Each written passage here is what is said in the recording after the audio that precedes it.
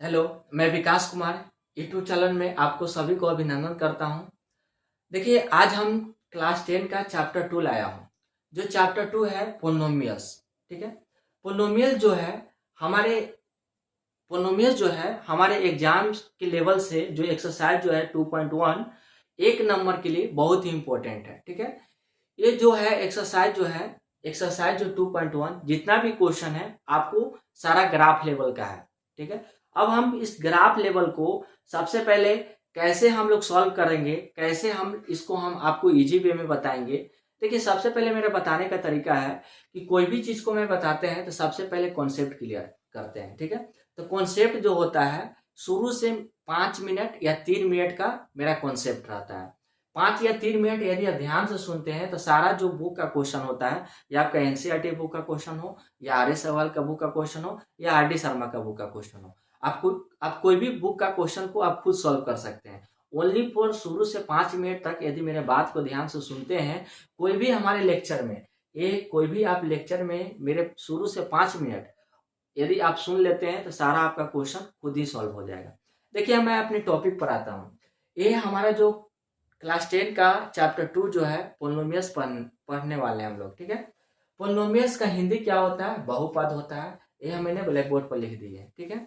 अब देखिए, पोलिनोमियल्स क्या होता है, ये हमारे एग्जाम में आता नहीं है कि व्हाट इज पोलिनोमियल्स, ये एग्जाम में लिखने के लिए आता नहीं है।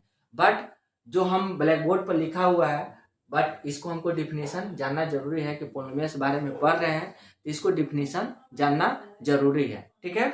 अब देखिए, पोलिनोमियल्स क्या होता है इसके बारे में हम लोग जानते हैं। देखिए, पोलिनोमियल जो होता है expression of more than 2 terms, it is called polynomials. हमने बोला, डिफिनीशन बोला कि expression of more than 2 terms, expression of more than 2 terms it is called polynomials. कहने का मतलब है कि मैं एग्जांपल से बताता हूँ। ठीक है। कहते हैं कि मान लीजिए ये हमारा एग्जांपल है। ठीक है। हमने डिफिनीशन बताया कि पोलिनोमियल्स का कि expression of more than 2 terms it is called polynomials. मान लीजिए हमारा ये है 2x² है प्लस 3x है प्लस 5 है। ठीक है।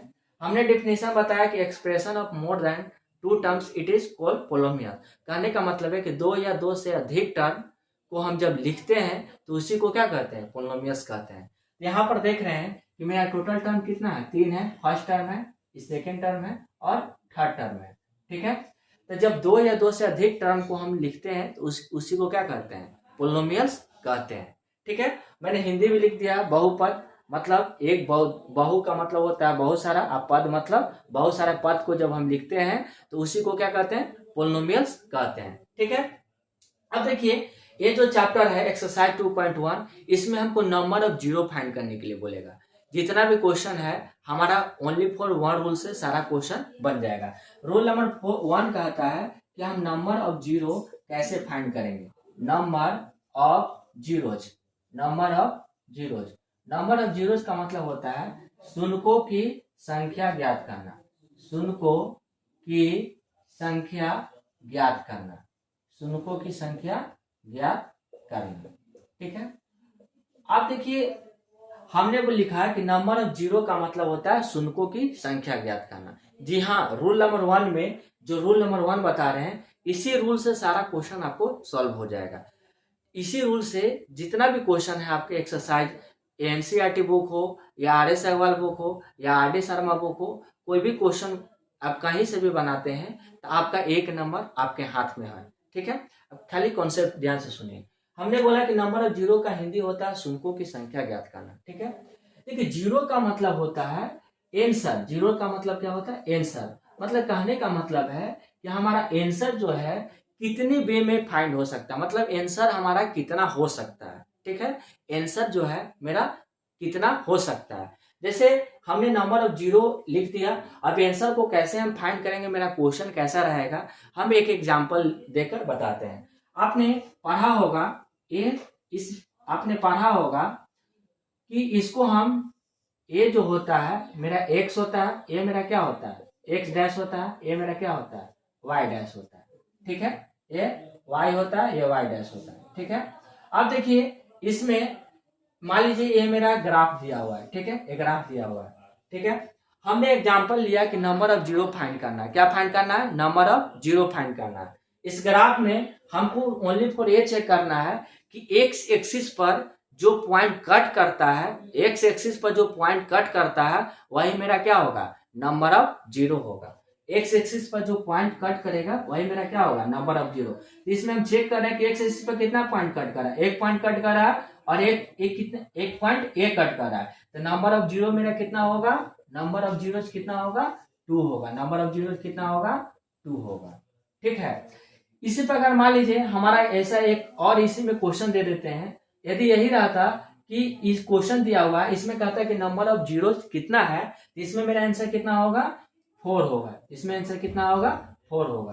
तो आपको समझ में आ गया होगा कि नंबर ऑफ जीरोस हम कैसे फाइंड करेंगे। तो देखिए एक्सरसाइज जो 2.1 है सारा आपका ग्राफ लेवल का है क्वेश्चन, और नंबर ऑफ जीरो फाइंड करना है। अब अपने बुक की ओर आते हैं, बुक में जितना क्वेश्चन दिया हुआ है।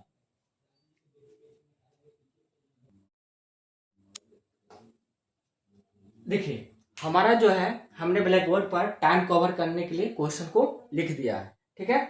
देखिए अब हमको इसको find the number of zeros of p x, हमारा find the number of zero निकालना है। हिंदी भी लिख दिए हैं कि पी एक्स शून्यों की संख्या ज्ञात कीजिए। अब शून्यों की संख्या ज्ञात करने के लिए हमने बोला था कि जो एक्स एक्सिस पर जो लाइन कट करेगा उतना ही मेरा क्या होगा, नंबर ऑफ जीरोज होगा। ठीक है। तो अब इसमें हम देखते हैं कि इसमें एक्स एक्सिस पर लाइन कट नहीं कर रहा है, जो एक्स एक्सिस पर लाइन कट करेगा वही मेरा क्या होगा, नंबर ऑफ जीरोज होगा। जो एक्स एक्सिस पर लाइन नहीं कट करेगा वो मेरा नंबर ऑफ जीरोज नहीं होगा, शून्य हो जाएगा। तो नंबर ऑफ जीरो कितना होगा, शून्य हो जाएगा। इसका नंबर ऑफ जीरो का हिंदी शून्यों की संख्या कितना होगा, जीरोज होगा। इसमें देखते हैं कि एक्स एक्सिस पर कितना लाइन कट कर रहा है, ओनली फॉर 1 लाइन कट कर रहा है। कितना लाइन कट कर रहा है, ओनली फॉर 1 लाइन कट कर रहा है। तो नंबर ऑफ जीरो कितना होगा, शून्यों की संख्या कितना होगा, 1 होगा। इस पर हम चेक करते हैं, थर्ड क्वेश्चन है, ये मेरा थर्ड क्वेश्चन है, ये मेरा सेकंड क्वेश्चन था और ये मेरा फर्स्ट क्वेश्चन था। ठीक है। थर्ड क्वेश्चन में नंबर ऑफ जीरो को फाइंड करते हैं। एक मेरा यहाँ पर कट कर रहा है 1 पॉइंट, एक यहाँ पर कट कर रहा है 2 पॉइंट, एक यहाँ पर कट कर रहा है 3 पॉइंट। तो नंबर ऑफ जीरो कितना होगा, 3 होगा। शून्यों की संख्या कितना होगा, 3 होगा। अब हम 4th, 5th, 6th क्वेश्चन को हम लिखते हैं। अब देखिए 4th क्वेश्चन और 5th क्वेश्चन और 6th क्वेश्चन में आते हैं। ठीक है। 4th क्वेश्चन में अब देख रहे हैं कि एक्स एक्सिस पर कितना कट किया गया है। एक्स एक्सिस पर कितना पॉइंट कट किया है, 1 पॉइंट ए है और 1 पॉइंट ए है। तो नंबर ऑफ जीरोस कितना होगा, 2 होगा। यहाँ पर अब आते हैं 5th क्वेश्चन में, एक्स एक्सिस पर कितना पॉइंट कट किया गया है, एक यहाँ पर 1 पॉइंट, एक 2 पॉइंट, एक 3 पॉइंट, एक 4। तो नंबर ऑफ जीरोस कितना होगा, 4 होगा। मतलब शून्यों की संख्या कितना होगा, 4 होगा। यहाँ पर आते हैं, यहाँ पर आप देख रहे हैं कि 1 पॉइंट ए कट कर रहा है 1 पॉइंट, और यहाँ पर जो है ऐसे करके ऐसे जा रहा है, बट टच एक ही बार कर रहा है। तो हम इसको कितना बार काउंट करेंगे, ओनली फॉर 1 बार काउंट करेंगे। तो 1 2 3, तो नंबर ऑफ जीरोस कितना होगा, 3 होगा।